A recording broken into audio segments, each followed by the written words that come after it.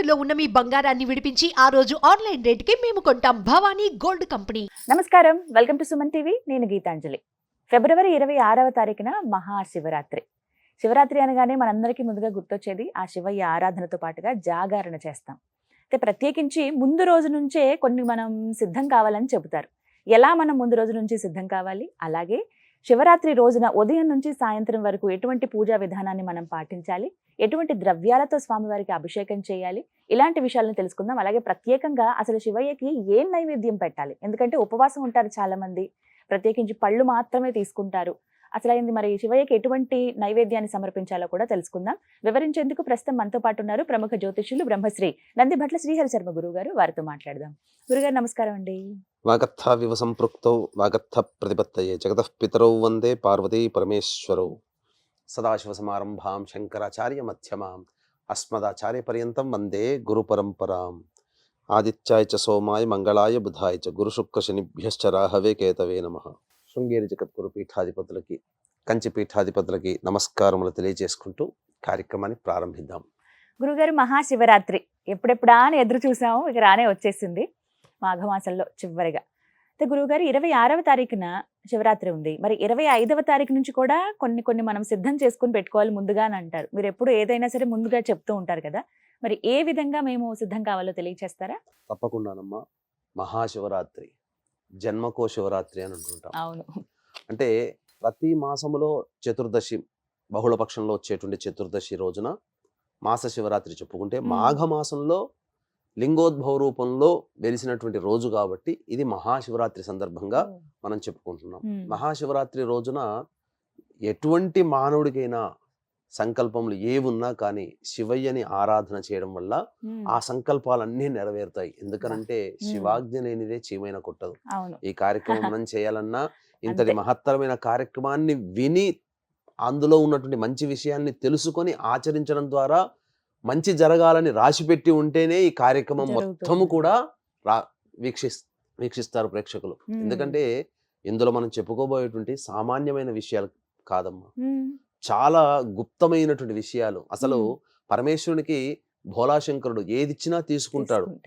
కానీ విశేషించి మహాశివరాత్రి రోజున ఏ విధంగా పూజ చేయాలి, వ్రత విధానాన్ని ఎలా ఆచరించాలి, ఏ నైవేద్యాలు పరమేశ్వరునికి ప్రీతికరంగా ఈ యొక్క మహాశివరాత్రి రోజున సమర్పించాలనేటువంటిది మనకు పురాణాంతర్గతంగా చెప్పబడి ఉంది. కాబట్టి మిగతా రోజుల్లో మనం ఏ విధంగా అభిషేకం చేసుకొని ఏ నైవేద్యం పెట్టినా స్వీకరించినా, ఇప్పుడు మాత్రము ఈ మహాశివరాత్రి రోజున మాత్రం శాస్త్ర ప్రకారము అందరూ చేసుకోగలిగేటువంటి విధానమే, సామాన్యులకు కూడా అందుబాటులో ఉండేటువంటి విధానమే మనం చెప్పబోతున్నాం. కాబట్టి ముందు రోజుగా 26వ తారీఖు రోజున మనకు మహాశివరాత్రి కదా, 25వ తారీఖు రోజున మంగళవారం రోజున ఆ రోజు ప్రదోషకాల సమయం నుంచి వ్రత విధానము ప్రారంభమవుతుంది. కాబట్టి అనగా 25వ తారీఖు సూర్యాస్తమయం అయిపోయిన దారభ్యత ఆ రోజున రాత్రి అల్పాహారం మాత్రమే తీసుకోవాలి, భోజనం తీసుకోకూడదు. ఆ రోజు నుంచి శివరాత్రి తెల్లవారి వ్రత నియమాన్ని విడిచిపెట్టి భోజనం చేసే రోజు వరకు కూడా, అంటే 25, 26, 27వ తారీఖు ఈ 3 రోజులు కూడా మద్యపానము, ధూమపానము, మాంసాహారము, దాంపత్యము అన్ని నిషేధము. క్షవరము కూడా కటింగ్ చేసుకుంటారు, గడ్డం తీసుకుంటారు, ఇవన్నీ కూడా నిషేధం అమ్మ. ఇది విధానం. తర్వాత నేలపైనే పరుండాలి, బ్రహ్మచర్య వ్రతాన్ని ఆచరించాలి.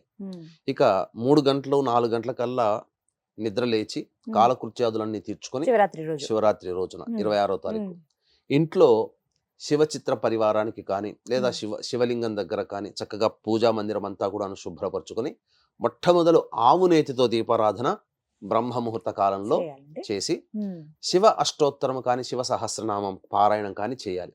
చేసిన తదనంతరం ఉదయిస్తున్నటువంటి సూర్యుడికి నమస్కారం చేసి సూర్యాష్టకం 6 సార్లు పారాయణం చేసి 11 సార్లు సూర్యుడికి అర్ఘ్యం ఇవ్వాలి. ఇది చేయాలి. తదనంతరం ఇంట్లో ఉన్నటువంటి ఇంటినంతా కూడాను శుభ్రపరచుకోవాలి. ఆ రోజున పరుచుకోవచ్చు. అలాగే పూజా మందిరాన్ని కూడా శుభ్రపరచుకొని తదనంతరం ఒక బకెట్ నీటిలో, మంచి నీటిలో గళ్ళ ఉప్పు, తర్వాత గోపంచకము, తర్వాత పసుపు, తర్వాత ఈ సుగంధ ద్రవ్యం ఏదైనా కానీ వేయవచ్చు. తదనంతరం ఆ యొక్క నీటితో ఇల్లంతా కూడాను శుభ్రపరచుకోవాలమ్మా. శుభ్రపరచుకున్న తర్వాత గంగాజలం కూడా వేసి శుభ్రపరచుకోవచ్చు. ఇక ఆ శుభ్రపరచుకున్న దారభ్యత ఉదయం నుంచి సాయంత్రం వరకు కూడా చక్కగా శివన్ నామస్మరణ, శివాయ నమః శివాయ నమః అనుకుంటూ శివనామస్మరణ చేసుకోవాలి. ఇక వీలైతే పండ్లు, పాలు, ఇతరతర పదార్థాలు తీసుకొని ఉండవచ్చు. చాలా మంది ఏమనుకుంటారంటే రాత్రి జాగరణ చేయాలి కాబట్టి మధ్యాహ్నం నిద్రపోతే మేలుకుంటాం కదా అని చెప్పి మధ్యాహ్నం నిద్రపోతారు. పనికిరాదమ్మ. మధ్యాహ్నం నిద్రపోతే వ్రత నియమం పోతుంది. తర్వాత సూర్యాస్తమయం కాబట్టి సూర్యాస్తమయం కంటే ముందే కాలకృత్యాదులన్నీ తీర్చుకొని అసలు ఈశ్వరుడికి అభిషేకం చేసేటువంటి సమయం సూర్యాస్తమయం నుంచి ప్రారంభమవుతుంది. ఉదయం అంతా సాధారణంగా దీపారాధన చేసుకొని శివనామస్మరణ చేసుకోవచ్చు. ఆ శివునికి అభిషేకం చేసేటువంటివి సమయాలు 4 యామములు, 4 సమయాలు అని చెప్పబడి ఉంది మనకు శాస్త్రం ప్రకారం. ఏమిటండి అవన్నీ కాబట్టి చక్కగా ఆ రోజున సూర్యాస్తమయం కంటే కాలకృత్యాదులను తీర్చుకొని మొట్టమొదలు శివాలయానికి చేరుకోవాలి. శివాలయంలో నవగ్రహాల చుట్టూ శివాయ నమః అంటూ 27 ప్రదక్షిణలు చేసి, చాలా మంది కాళ్ళు కడుక్కుంటారు, కాళ్ళు కడుక్కోదమ్మా. అలాగే ఆ ఈశ్వరుని దగ్గరికి వెళ్ళి మొట్టమొదలు నందీశ్వరుని దగ్గరికి వెళ్ళి, ఈ రోజు శివరాత్రి కాబట్టి నేను శివానుగ్రహం కోసం, నాకేమి అన్ని కోరికలు ఆ భగవంతునికి తెలుసు, ఏం కావాలో ఆ శివయ్యకి తెలుసు, నాకు అది సంప్రాప్తమైతే చాలు, శివానుగ్రహం కోసం నేను చక్కగా శివాభిషేకం చేసుకుంటున్నాను అని చెప్పి ఆ నందీశ్వరునికి శివానుగ్రహం నాకు కలిగేలా ప్రసాదించమని చెప్పవయ్యా అని చెప్పి నందీశ్వరునికి అనుజ్ఞ తీసుకొని శివుణ్ణి దర్శించి ఇంటికి రావాలి. ఇంటికి వచ్చిన తర్వాత 4 యామములు అన్నాను కదమ్మా. ఈ యొక్క 4 యామములో 4 రకాలైనటువంటి ద్రవ్యాలతో అభిషేకము చేయాలి. నైవేద్యము కూడా మనం పెట్టుకోవచ్చు. ఇది వీక్షించేటువంటి ప్రేక్షకులు చాలా మంది అందరి ఇళ్లలో చేసుకోగలిగేటువంటివేనమ్మా. అయితే ఆ రోజున శివునికి అభిషేకం చేయడానికి ఈ యొక్క కలియుగంలో చాలా ప్రశస్తమైనటువంటిది పుట్టమన్నుతో చేసినటువంటి శివలింగం. కాబట్టి ఆ పుట్టమన్ను తెచ్చుకొస్తాం కదమ్మా. ఆ పుట్టమన్నులో అష్టగంధములు, జాజికాయ, జాపత్రి, లవంగాలు, యాలకులు, పచ్చకర్పూరము, జొవ్వాది, అగరు, అలాగే ఇటువంటి ద్రవ్యములు, తర్వాత పాదరసము, పసుపు, కుంకుమ. పాదరసం ఒక 2 గ్రాములు 5 గ్రాములు వేస్తే చాలు. ఇవన్నీ ఆ పుట్టమన్నులో వేసి చక్కగా గంధము కూడా, చందనం, ఇవన్నీ వేసి ఆవు పాలతో కలిపి చక్కగా శివలింగ ప్రమాణాన్ని చేసుకోవాలి. ఎవరి శక్తి అనుసారం ఇంతైనా చేసుకోవచ్చు, అంగుష్ట మాత్రమైనా చేసుకోవచ్చు, మన శక్తికి మేర. తదనంతరం ఆ యొక్క శివలింగానికి చక్కగా ఆవు నేతితో అద్దాలి. ఎందుకంటే అభిషేకం చేసేటప్పుడు శివలింగం తడవకూడదు కాబట్టి, అంటే కరిగిపోకూడదు పుట్టమన్ను కాబట్టి. ఆ విధంగా చేసి 6:30 కల్లా 4 యామములు అన్నా అని చెప్పాను కదమ్మా. మీరు 6 గంటలకల్లా శివాలయ దర్శనం చేసుకొని ఇంటికి రావాలి. ఇవన్నీ ఆ రోజున సమకూర్చుకోవచ్చు. ముందుగా మధ్య పొద్దున్న నుంచి సాయంత్రం వరకు ఉంటుంది కాబట్టి చక్కగా శివనామస్మరణతో ఆ శివలింగాన్ని తయారు చేసుకోవాలి. ఈ 4 యామములు అనేటువంటివి మీకు తెలియచేయడం జరుగుతుంది. ఎందుకంటే శివపుణాంతర్గతంగా తీసుకొని వచ్చానమ్మా. చక్కగా అందరికీ అందుబాటులో మొదటి యామము అనేటువంటిది 6:30 గంటల నుంచి 9 గంటల వరకు సమయం ఉంటుంది. కాబట్టి ఈ మొదటి యామములో మొట్టమొదలు ఆవు పాలతో అభిషేకము చేయాలి. చేసి తామర పుష్పాలతో అర్చన చేయాలి. శివాయ నమః శివాయ నమః అనుకుంటూ అభిషేకం ఆవు పాలతో మాత్రమే చేయాలి. చేసి తామర పుష్పాలు లభిస్తే తామర పుష్పాలతో అర్చన చేయాలి. పెసరపప్పు, బియ్యము కలిపినటువంటి, అంటే చిన్న పాత్రలో అన్నము, అందులో కొంత పెసరపప్పు వేసి పులగంలాగా చేయాలమ్మా. చేసి ఆ యొక్క 6:30 నుంచి 9 గంటల లోపల నైవేద్యం పెట్టాలి. ఇది ఇంట్లో చేసుకోగలిగేది. ఇది మొదటి యామం. 9 to 9:30 బ్రేక్. మళ్ళీ 9:30 నుంచి 12 గంటల వరకు 2వ కాల సమయ పూజ.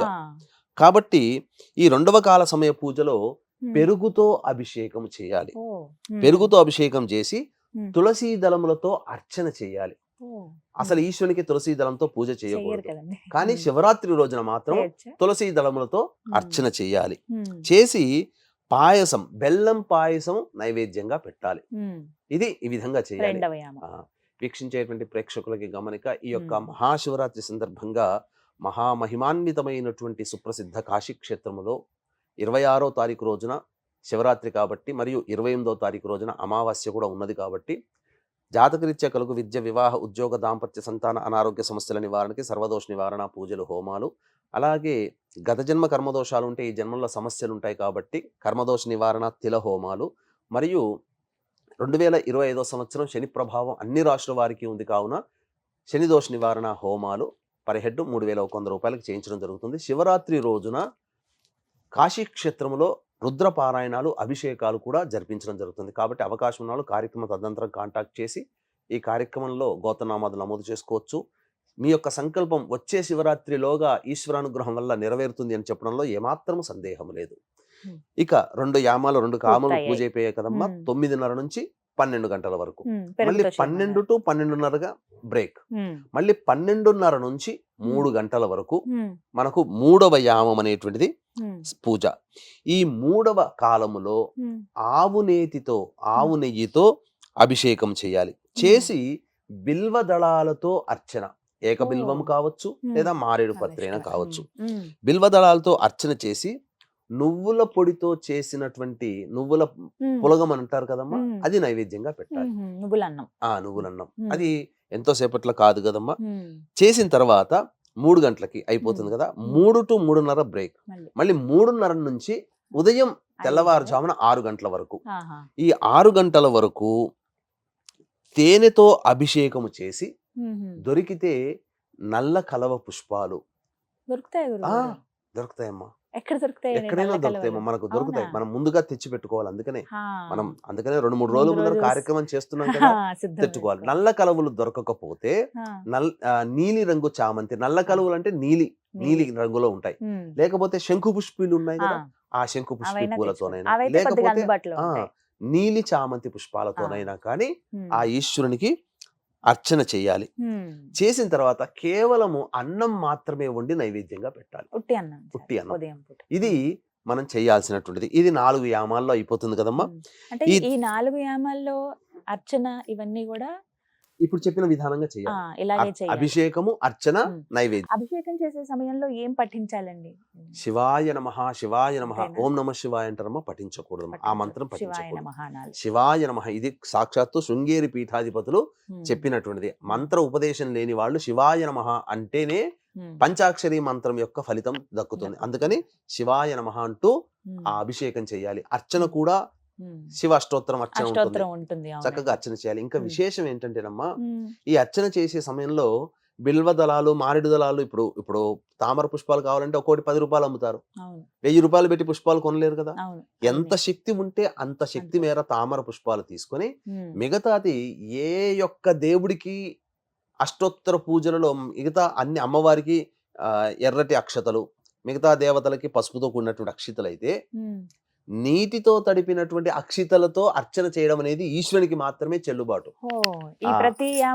ప్రతి యామంలో కూడా కొద్దిగా బియ్యం తీసుకొని అందులో కొద్దిగా ఆ బియ్యం తడుపుకునేంతగా నీళ్లు చల్లి తడిచినటువంటి బియ్యంతో అర్చన చేస్తే మహాసంతోషిస్తాడట ఆ ఈశ్వరుడు. ఇది అందరికీ అందుబాటులో ఉండేది. 6 గంటల కల్లా అయిపోతుంది కదమ్మా.